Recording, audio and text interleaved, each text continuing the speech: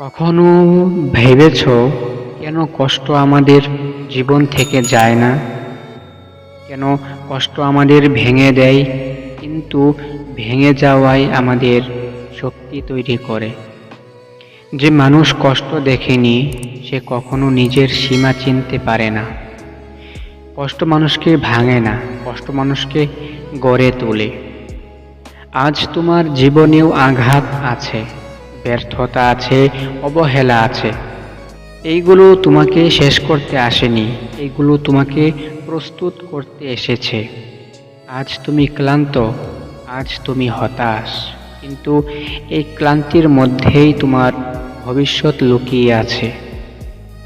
যে মানুষ কষ্টকে সহ্য করতে শেখে সে মানুষ সুখকে ধরে রাখতে জানে।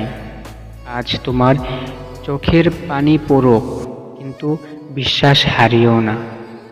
এই কষ্ট একদিন বলবে তুমি পারো।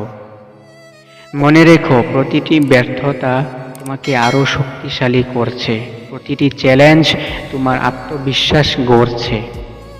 যে মানুষ ভয় পায় না সে শেষ পর্যন্ত জিতেই।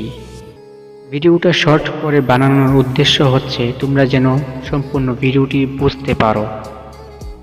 সেই জন্যে তোমরা কমেন্ট করে জানাবে।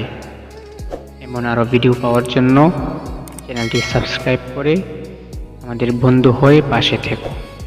আল্লাহ হাফেজ।